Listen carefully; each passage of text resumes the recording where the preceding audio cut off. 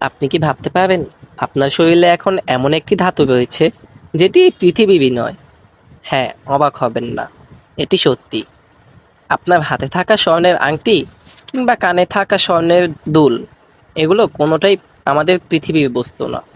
এটি কয়েক কোটি মাইল দূরের এক মহাজাগতিক রহস্য। আজকের ভিডিওতে আমরা জানব স্বর্ণের এক অজানা জগৎ সম্পর্কে। স্বাগতম জানাই ছায়া জগতের আজকের পর্বে।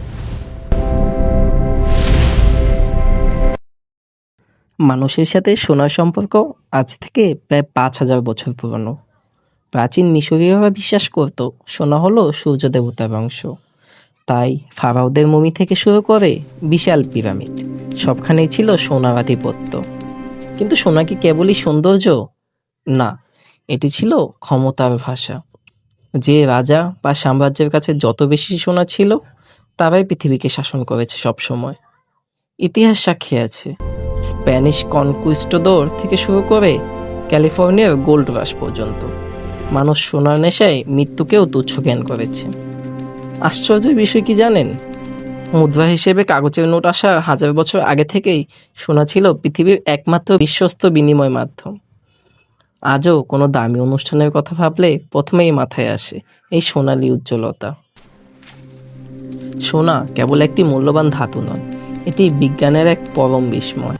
আপনি কি জানেন পৃথিবীতে থাকা সমস্ত সোনা আসলে মহাকাশ থেকে আসা অতিথি? কোটি কোটি বছর আগে দুটি নক্ষত্রের মহাপ্রলয়ঙ্কারী সংঘর্ষে তৈরি হয়েছিল এই ধাতু, যা উল্কাপিণ্ডের মাধ্যমে আছে পড়েছিল আমাদের এই পৃথিবীতে। শুধু তাই নয়, আপনি শুনলে অবাক হবেন যে আমাদের চারপাশে সমুদ্রের পানিতেও মিশে আছে টনকে টন সোনা, যদিও তা সংগ্রহ করার সাধ্য এখনো আমাদের হয়নি। এমনকি আপনার পকেটে থাকা স্মার্টফোন থেকে শুরু করে মহাকাশে পাড়ি জমানো স্যাটেলাইট, সব কিছুতেই সোনা এক অপরিহার্য উপাদান। কারণ সোনা কেবল চকচকি করে না, এটি কখনো নষ্ট হয় না এবং বিদ্যুৎ পরিবহনে এর জুড়ি নেই। আচ্ছা, কখনো কি ভেবে দেখেছেন যুদ্ধ শুরু হলেই কেন সোনার দাম আকাশচুম্বী হয়ে যায়? আসলে যুদ্ধের সময় যখন একটি দেশের অর্থনীতি ভেঙে পড়ে এবং কাগজের টাকা তার মূল্য হারায়, তখন মানুষের শেষ ভরসা হয়ে দাঁড়ায় এই স্বর্ণ। সোনা হলো পৃথিবীর একমাত্র মুদ্রা যা গত 5,000 বছর ধরে কখনো তার মূল্য হারায়নি। এ কারণেই বিশ্বের বড় বড় দেশের কেন্দ্রীয় ব্যাংকগুলো কেবল টাকা ছাপিয়েই ক্ষান্ত হয় না, তারা টনকে টন সোনা তাদের ভল্টে জমা রাখে। কারণ তারা জানে কাগজের নোট কেবল একটি প্রতিশ্রুতি মাত্র, কিন্তু সোনাই হলো আসল সম্পদ। কোনো দেশের মুদ্রার মান যখন ধসে পড়ে, তখন এই সোনাই সে দেশের অর্থনীতিকে পুনরায় বাঁচিয়ে তুলতে পারে।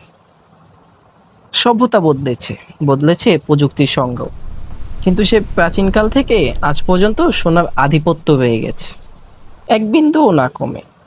এখন প্রশ্ন হলো, ভবিষ্যৎ কি কেবলই বিটকয়েন বা ডিজিটাল কারেন্সির, নাকি এই সোনালী ধাতুই রয়ে যাবে পৃথিবীর আসল রাজ সিংহাসনে?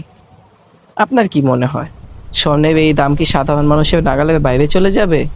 কমেন্টে আপনার মতামত জানান।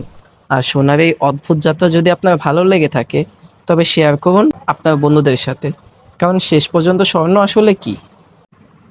কোনো অমূল্য রতন, নাকি কেবল শুধুই ধোঁয়াশা? আপনার কি মনে হয়?